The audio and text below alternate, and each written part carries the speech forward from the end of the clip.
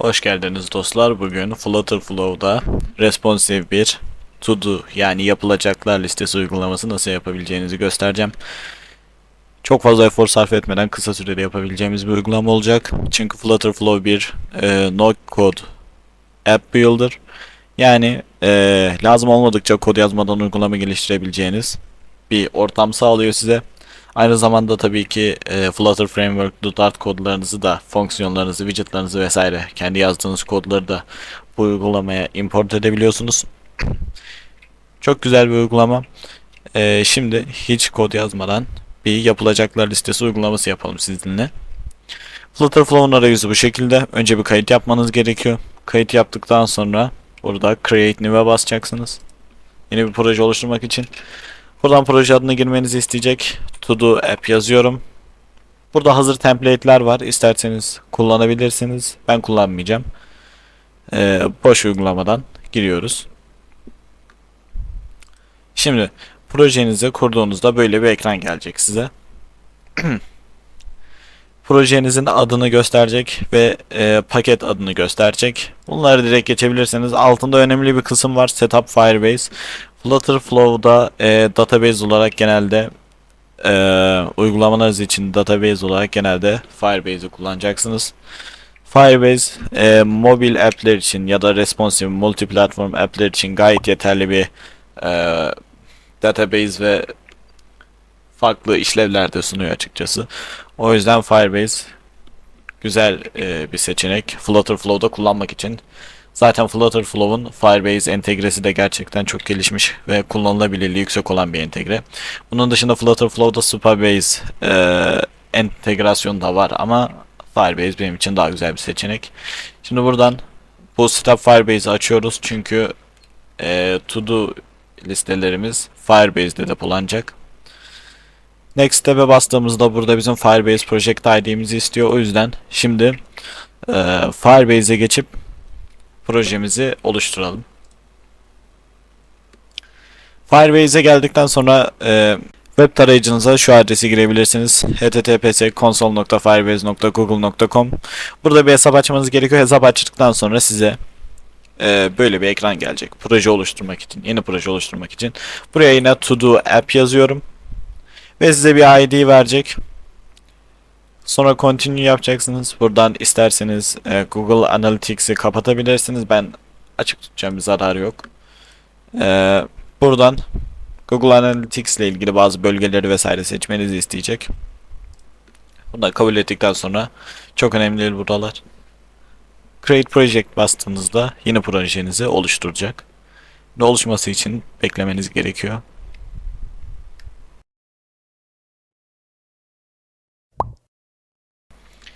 Ve projemizin oluşturulması tamamlandı. Şimdi burada Your new project is ready yazıyor. Yani devam edebilirsiniz. Continue basıyorum.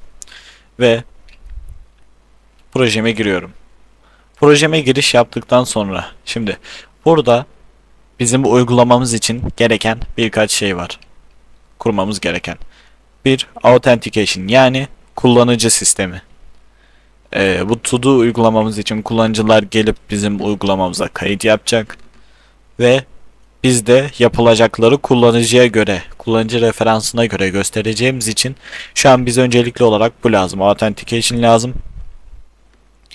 Buradan Get Started'a basıyorum. Authentication'a geldikten sonra beni biraz bekletiyor. Daha sonra burada Sign in Providers yani giriş yapmamızı sağlayacak farklı seçenekler var.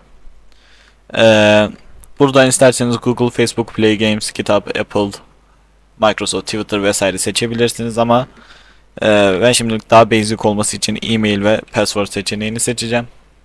Yani e-mail ve şifreyle giriş. Bundan save yapıyorum. Açıp save yaptım, kaydettim.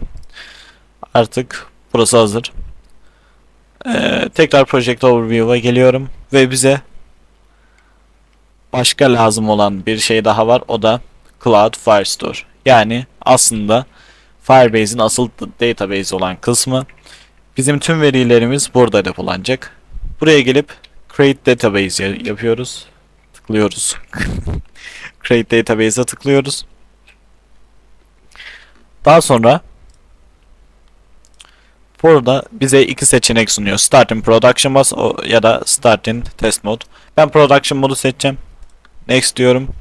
Ve buradan bizim bölgemizi seçmemizi istiyor.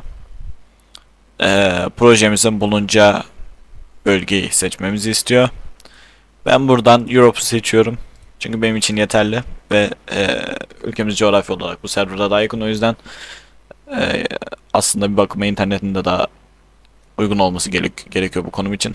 Bunu daha sonra değiştiremiyorsunuz, o yüzden seçerken dikkat edin. Enable'a bastığınızda artık sizin database'iniz aktif hale gelmiş olacak. Şimdi buraya geldiğimizde burada bizim database'imiz var. Firebase database'leri farklı koleksiyonlardan oluşur. Bu koleksiyonların içinde field dediğimiz alanlar vardır ve bu alanların da bir içeriği vardır. Buna daha sonra Flutter Flow'da daha detaylı gireceğiz ama şimdilik bu kadar bilmeniz yeterli. Ve burada rules var, yani kurallar. Database kuralları önemlidir. Neden önemlidir? Bu database'e kimin ne yazabileceği ile ilgili bilgileri buraya girmiş olursunuz. Bu yüzden önemlidir. Şimdi Flutter Flow'a tekrar döneceğiz ama bundan önce Flutter Flow'a dönmeden önce Project Settings'e gelip buradan Project ID'nizi kopyalamanız lazım. Project ID'nizi kopyaladıktan sonra tekrar Flutter Flow'a dönüp buradaki Project ID'nizi yapıştırıyorsunuz ve ayrıca Enable Authentications ve Create User Collection'da tıklayın. Buraya geçici bir login sayfası oluşturacağım. Burada yine template'ler var ama ben kullanmayacağım template. Create page. Her şeyi sıfırdan yapmayı göstermemiz için. Burada da bir home page yapacağım. Yine blank olacak. Giriş yapacağımız yani login sayfasını ve login yaptıktan sonra bizi yönlendireceği sayfayı ayarlamış olduk. Buradan doğrulamayı yani kullanıcı girişini açtık ve daha sonra da kullanıcıların olduğu bir koleksiyon yani Firebase'de database oluşturduk.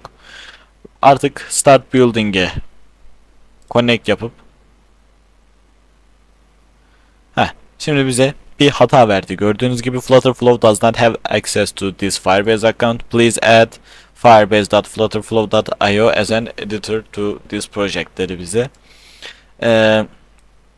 Bu hata çok basit bir hata. Projemize Firebase'in mailini yönetici olarak eklememiz lazım ki Flutter Flow üzerinden database üzerinde değişiklik yapabilelim.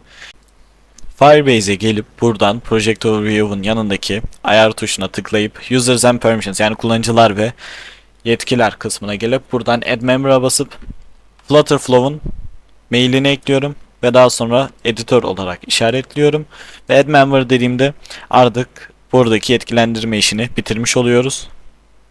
Tekrar Flutter Flow'a dönebiliriz. Tekrar Connect dediğimde bu sefer hatasız bir şekilde bağlanacak.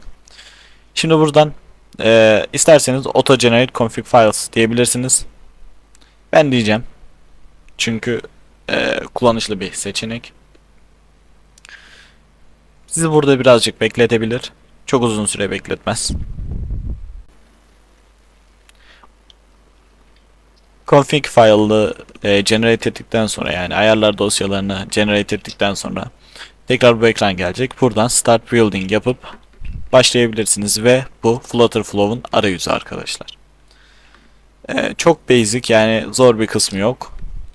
Şimdi buradan gelip Connect'in altındaki Firestore yani bizim database'imizle ilgili olan kısma geliyorum direkt. Burada gördüğünüz gibi bize otomatik olarak daha önce bir Users Collection oluşturmuştu. Yani kullanıcıların bulunduğu bir database oluşturmuştu. Bizim için yeterli. Şimdi buradan yeni bir koleksiyon oluşturacağız. Ve bu koleksiyonun adı To Do List olacak. Create diyeceğiz. Start from Scratch'i seçeceğiz. Ve şimdi bizim To Do listimiz için gereken field'ları yani alanları belirleyeceğiz arkadaşlar. Şimdi bizim için ilk gereken şey title olacak yani yapılacaklar listemizdeki To Do'nun başlığı. Diğeri string olacak. String metin tabanlı bir değişken türü. Daha sonra description, yani bu yapılacaklar listesinin açıklaması olacak. Bu da yine string. Ve daha sonra bunu author diyerek destekleyeceğiz. Daha demin güvenlik kurallarından bahsetmiştim size. Güvenlik kuralları önemli bir şey. Yani mesela nasıl örnek vereyim? Bir kullanıcının yapılacaklar listesine başka bir kullanıcının erişmemesi önemli bir şey ve Firebase bizim için bu kuralları otomatik olarak sağlıyor. O yüzden burada author'u document reference seçip reference type'ı da users olarak işaretleyeceğiz. Yani aslında burada ne yaptık? Birazdan filtreleme diyeceğimiz bir işlem kullanacağız. Bu işlemde yani bir kullanıcının sadece kendi yapılacaklar listesini görmesini sağlayacağız filtreleme işleminde. Buradan tekrar tike basıyorum ve artık basit bir şekilde burası bitti. Şimdi önce bizim login sayfamız var. Buraya login yazıyorum ve burada bir sütunumuz var. Bu sütuna Flutter Flow'da uygulamaların ve komponentlerinin yerleştirilmesi, column ve row'lar, yani satır ve sütunlar yerleştirilerek yapılır düzenli bir görüntü oluşması için. Ben buraya text field adını verdiğimiz bir component ekleyeceğim. Yani doldurulabilir bir yazı kısmı. Bu e-mail olacak. Bir tane daha ekliyorum. Bu şifre olacak. Bir diğeri de şifreyi doğrulamak için olacak. İsterseniz şu şekilde sütunu seçip buradan main axis alignment kısmından tüm komponentleri ortalayabilirsiniz. Daha iyi görmeniz açısından ben bu şekilde yapacağım. Ve padding kısmından da burada yazı boşlukları arasına bir boşluk ekliyorum. Aralarının açık olmasını istediğim için. Şimdi yapacağım şey ise bir tane buton eklemek. Bu butonda giriş yapma butonumuz olacak.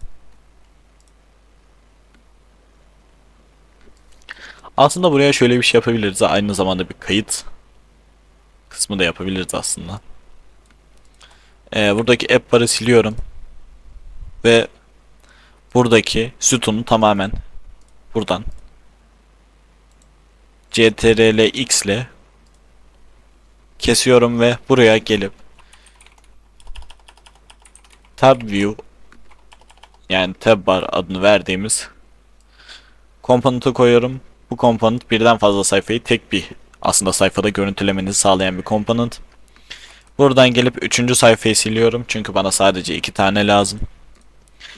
Birinci sayfamın ismini login yapıyorum.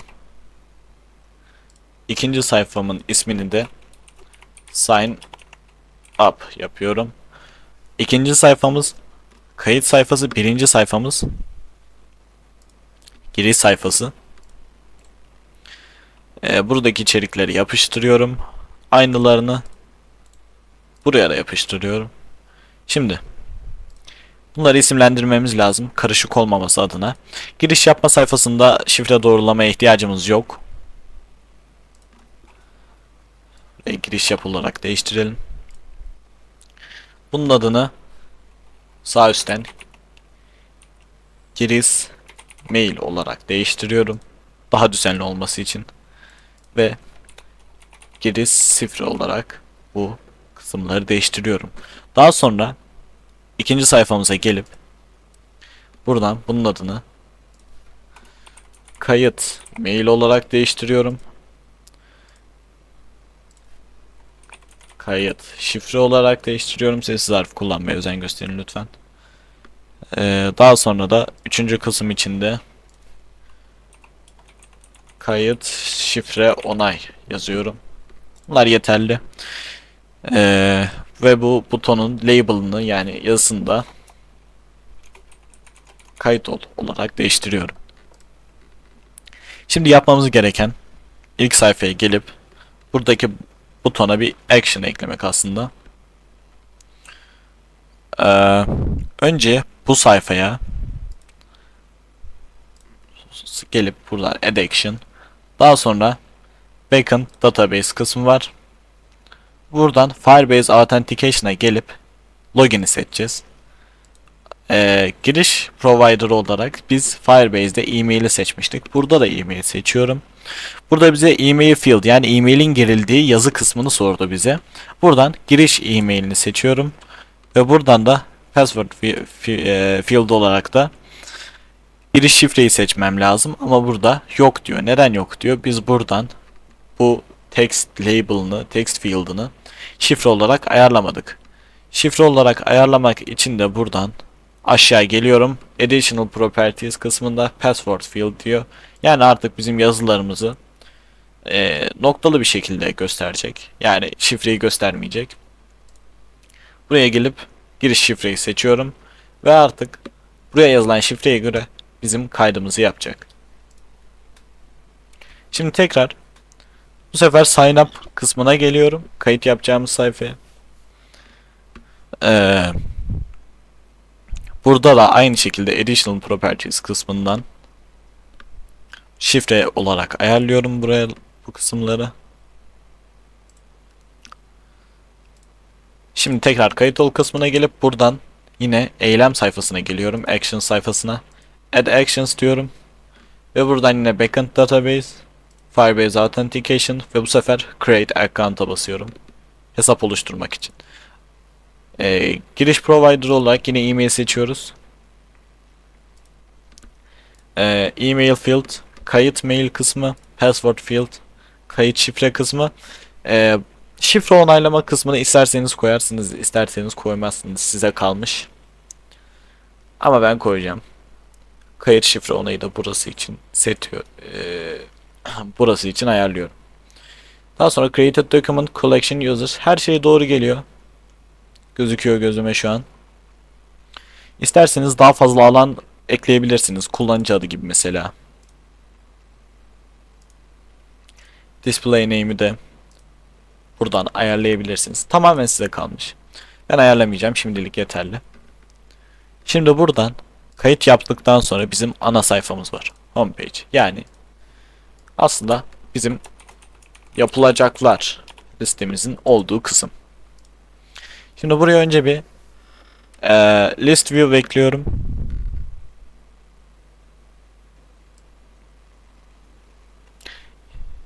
Ya da aslında list style da ekleyebiliriz. Evet, şu an daha kullanışlı oldu. List style ekliyorum. Bu şekilde tıkladığınızda yeni bir sayfayı açan bir liste komponenti. Buradan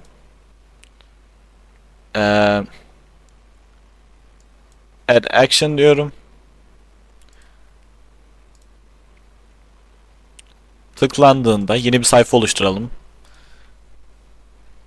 Yapılacak sayfası diyelim. Bu sayfanın adına boş yapacağım bu sayfayı. Daha sonra homepage'den gelip buna bir action ekleyip on tap navigate to yapılacak sayfası. Önce bu list style komponentine backend'i eklemem lazım. Çünkü gösterilmesi gerekiyor bizim backend'imizdeki yapılacakların. Query collection'ı seçiyorum. Collection, to do list, single document, filters, order by vesaire. Şimdi filters kısmına ekleme yapıyorum ve author seçiyorum.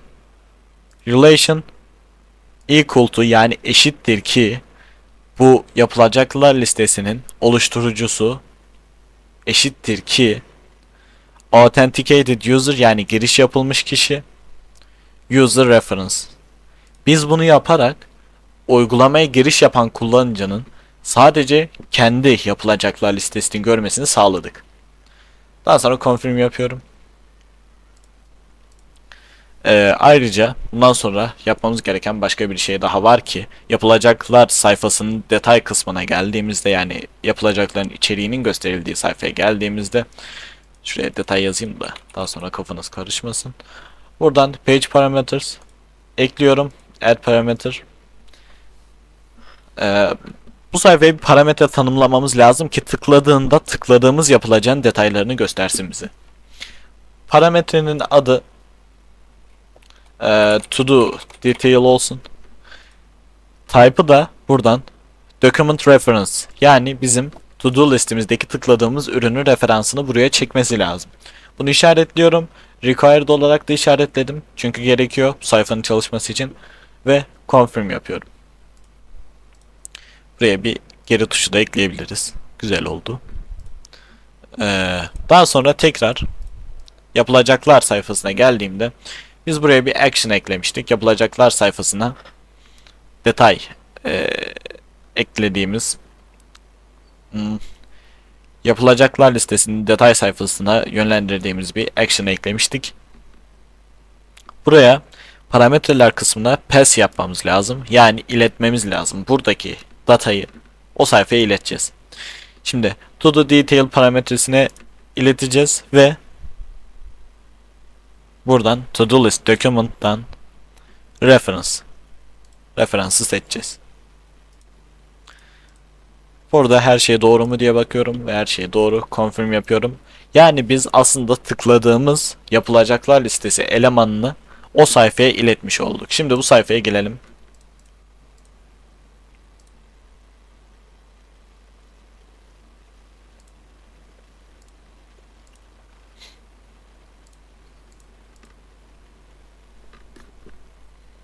Her şey güzel.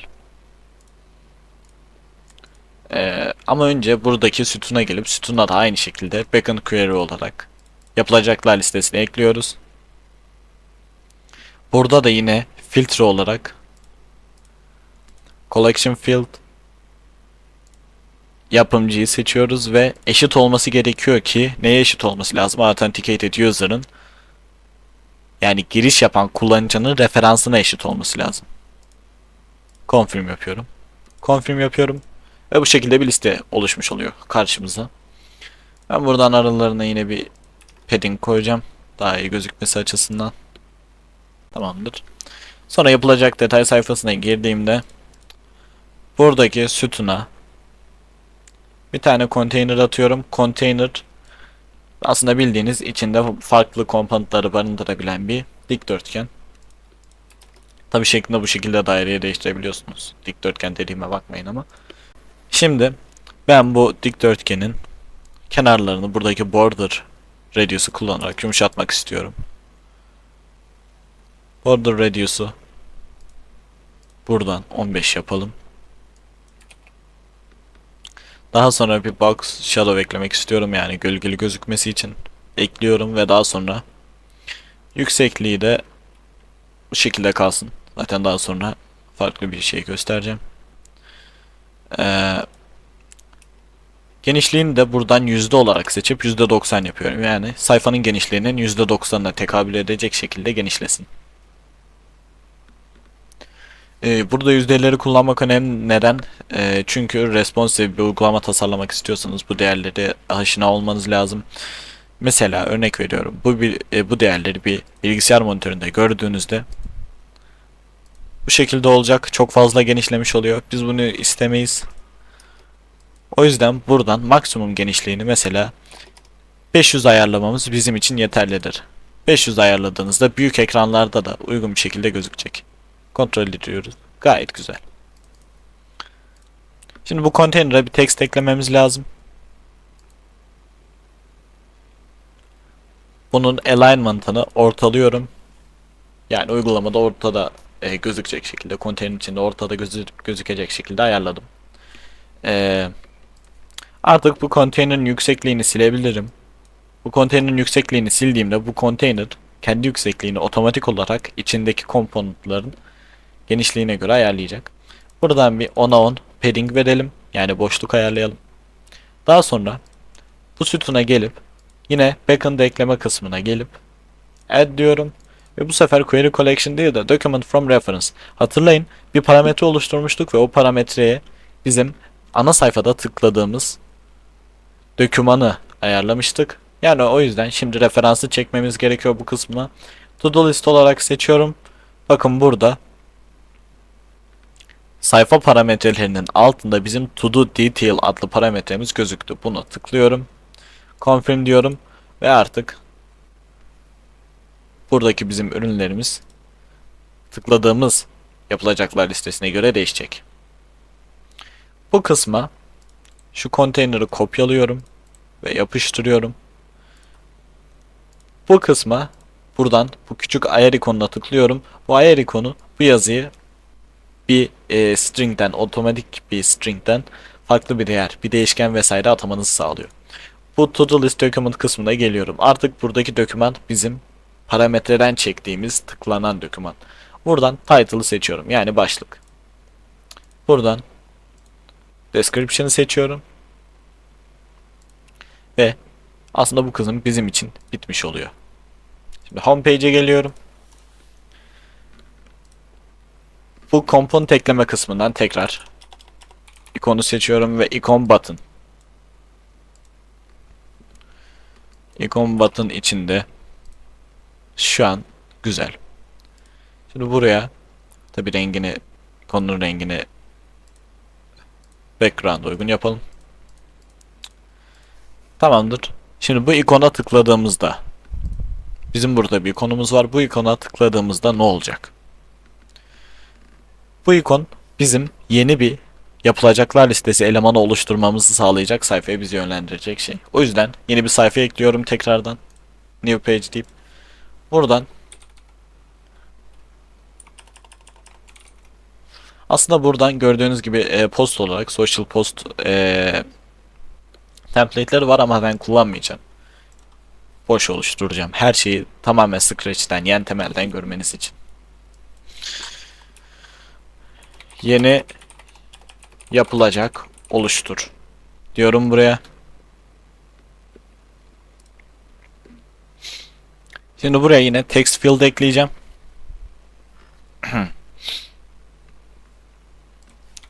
İki tane text field ekleyeceğiz. Neden iki tane ekleyeceğiz? Hatırlayın. Eleman olarak biz field olarak iki farklı şey ekledik. Biri yapılacağın başlığı, biri de açıklaması. O yüzden buradaki label'a kafamızın karışmaması adına yapılacak başlığı yazıyorum. Buraya da bunları da ortalayalım. Daha iyi olur. Buna da gelip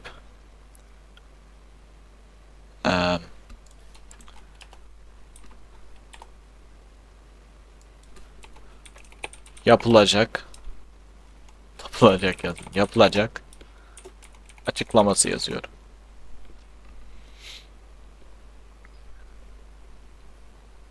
Ve bu kadar. Tekrar İsterseniz bu bir açıklama olduğu için bunun satır sayısını arttırabilirsiniz. Göze daha hoş gözükür. Şuradan minimum line'ı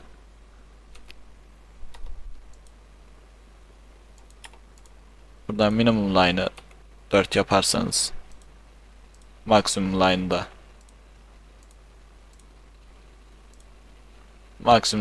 işte geri vesaire yaparsanız sizin için yeterlidir. Daha sonra tekrar bir buton eklememiz lazım. Yine bir padding ekliyorum ve bu buton yazısı da yapılacak ekle olacak. Actions kısmına geliyorum, tekrar add action diyorum ve bu sefer yine database management kısmından Firestore seçiyorum ve create document, yani yeni bir doküman oluştur seçiyorum. Buradan koleksiyon olarak to do listi seçiyorum ve set field tekrar ekliyorum, title ve description. Şimdi bunları ayarlayacağız. Nasıl ayarlayacağız? Öncelikle author'dan başlayalım. Author neydi? Oluşturan kişiydi. O yüzden authenticated user kısmından user reference seçiyorum. Description kısmından burada değer kaynağı diyor bize. Spesifik bir değer atamayacağız. Biz değişkenler atacağız. From variable diyorum. Ve buradan yapılacak açıklaması olarak işaretlediğimiz teksti seçiyorum. Artık burada yazılan şey bu butona basıldığında ayarlanacak. Ve buradan title'a geliyorum. Yine aynı şekilde burada bir değişkenden çekeceğiz kaynağı değeri. Buradan da widget state'ten yapılacak başlığı diyorum. Tamam. Bunu yaptıktan sonra bir tane daha yapılacak eylem eklememiz lazım. Bu dokümanı oluşturdu ve daha sonra biz tıklayıp add action diyeceğiz. Bundan sonra da bizi ana sayfamıza tekrar göndersin. Tamamdır. Şimdi yeterli oldu. Onu da bir geri tuş ekleyebiliriz aslında.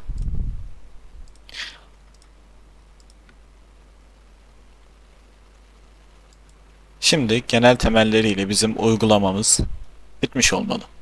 Buradan sağ üstteki aslında yıldırım ikonuna tıklayıp yeni bir tarayıcı sekmesinde bizim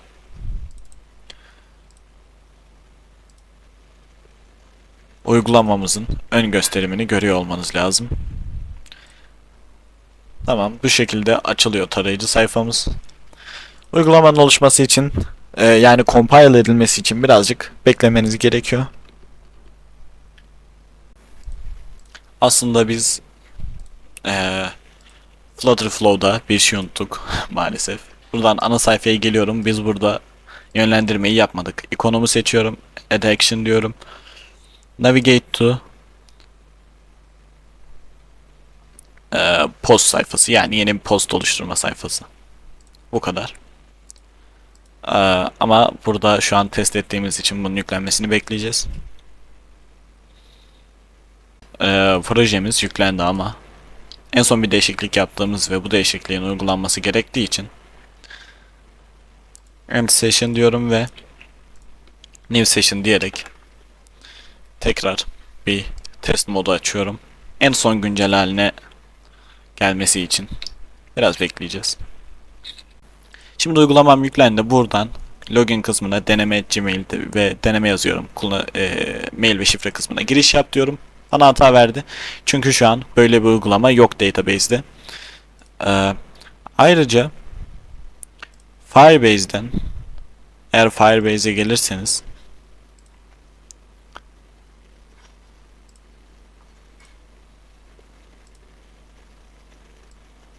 şöyle koyayım. Eğer Firebase'e gelirseniz burada kullanıcılar kısmından hiç kullanıcı olmadığını görebilirsiniz. Tekrar test moduna geldiğimde buradan sign up kısmına geliyorum. Yani kayıt sayfama. Burada mailimi deneme@gmail.com. Buradan şifrem deneme. Burada da doğrulama kısmı. Buraya yanlış yazarsam mesela deneme şeklinde yazarsam kayıt ol dersem şifreler uyuşmuyor diyecek ve beni içeri almayacak. Ama buradan deneme dediğimde kayıt ol dediğimde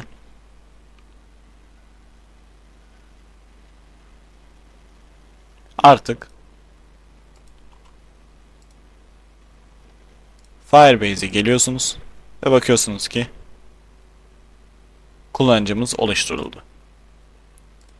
Şimdi bu sefer giriş yap kısmına gelip deneme@gmail.com ve deneme dediğimde artık uygulamam kayıt yapabiliyor. Ama yapmamız gereken son bir şey daha var. Flutterflow'a geliyorum. Login kısmına geliyorum. Button. Bir tane daha action ekleyeceğim. Add action. Navigate to homepage yapıyorum. Bizi ana sayfaya göndermesi gerekiyor çünkü. Şimdi tekrar test moduma gelip instant reload yapıyorum.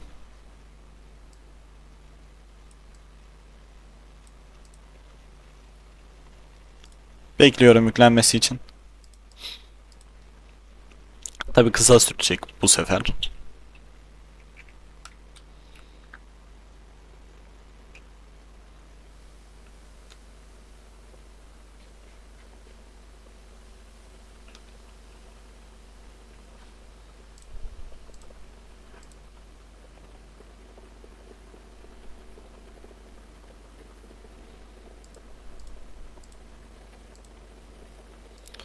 Uygulamanın ana ekranına geldiğimizde böyle bir hata aldık. Kurallarla ilgili bir hata verdi bize.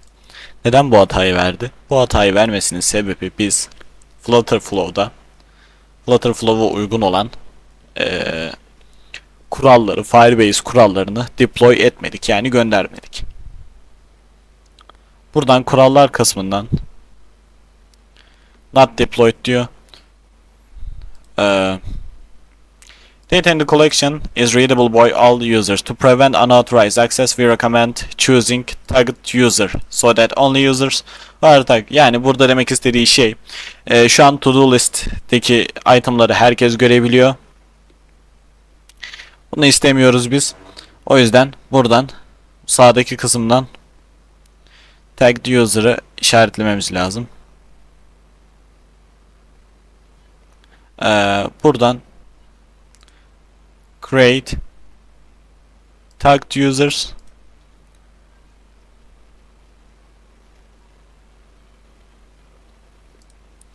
şimdi herkes oluşturabilir aslında. Oluşturmayı herkes için yapıyoruz. Okumayı da sadece tagged user ve author için yapıyorum. Save changes diyorum. Ve oldu. Şimdi deploy ettiğimde bekliyorum deploy edilmesi için. Bana gösteriyor before after'ını. Deploy now diyorum. Biraz bekliyorum. Sorunsuz bir şekilde deploy etmesi gerekiyor. Evet, deploy etti.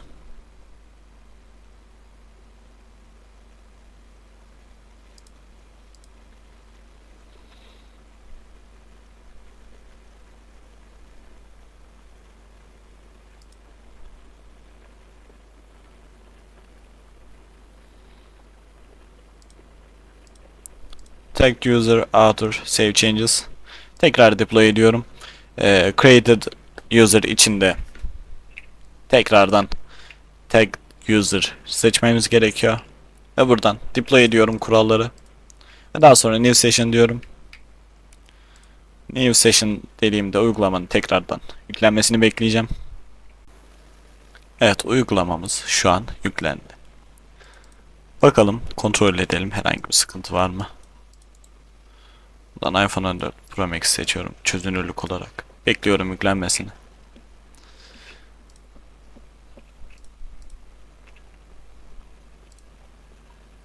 Evet, uygulamamız yüklendi. Şuradaki debug yüzünden gözükmüyor ama burada bir artı tuşumuz var. Buna bastığınızda yapılacak ekleme ekranımız geliyor. Buradan ana sayfaya geri dönebilirsiniz. Daha önceki oturumumuzda login yaptığımız için şu an bize tekrar login yaptırmadı. Artı diyorum, yapılacak başlığı diyor bize. Deneme yapılacak. Da deneme diye birkaç kez yazıyorum. Önemli değil. Yapılacak ekleye bastığımda gördüğünüz gibi buradan notumuz geldi ama son bir şey unutmuşuz. Yapmamız gereken son bir şey var. Buradan Flutter Flow'a son kez gelip home page'ime gelip buradan yazının title'ını değişken olarak to-do list document'tan title diyorum. Buradan subtitle olarak da description'ı seçiyorum. Ama maksimum karakter olarak 20 karakterden fazlasını kabul etmesin ve nokta bitirsin. Şimdi tamamlanmış olacak. Instant reload diyorum.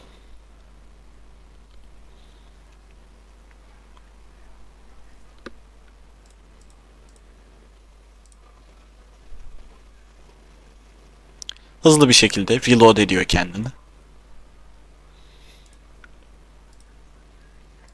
Gördüğünüz gibi burada 25 karakteri geçtiğinde 3 nokta bıraktı. Tıkladığımda içine girmiş oldum ve notun kalanını görmüş oldum. Tekrar bir not eklemek istediğimde yapılacak başlığı kısmına geldiğimde deneme 2 yazıyorum. Ve buradan açıklamaya yine deneme diye bir sürü şekilde yapılacak ekliyorum. Eklediğimde ikincisi de eklendi. Tıkladığımda tekrar içine girebiliyorum. Tabi bunun estetik olarak daha güzelleştirmesini siz yapabilirsiniz. Ben tutorial olduğu için çok göstermedim. Şimdi yapmak istediğim son bir şey daha var. Flutter Flow'a geliyorum tekrardan. Buraya bir ikon tuşu daha ekleyeceğim. Bu da aslında çıkış tuşumuz olacak. Yine primary background'ı seçiyorum renk olarak. ikon log out yazdığımda bu benim için yeterli. Gördüğünüz gibi. Aslında buna biraz daha padding ekleyebiliriz, yoksa debug yazısının çok arkasında kalıyor. Tamam. Bunu yaptık ve buna bir aksiyon eklememiz lazım. Yani yapılacak herhangi bir şey eklememiz lazım. Add action diyorum.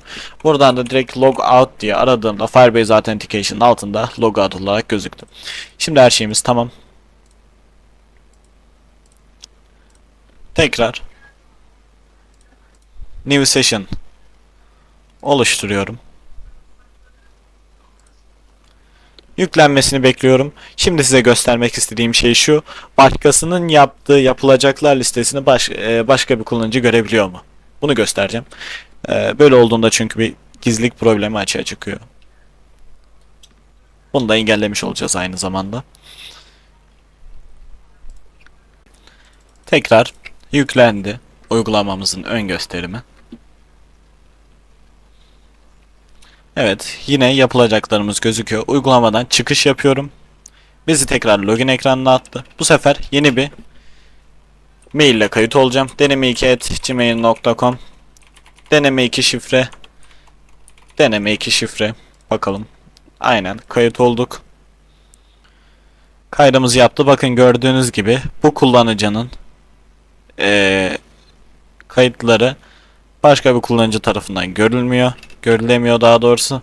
Buradan yapılacaklar diye ikinci kullanıcının denemesi adında bir yapılacak oluşturuyorum. Buraya da kopyalayıp yapıştırıp yapılacak ekliyorum. Gördüğünüz gibi çok basit bir şekilde tekrar çıkış yapıyorum uygulamadan. Birinci hesabıma giriyorum.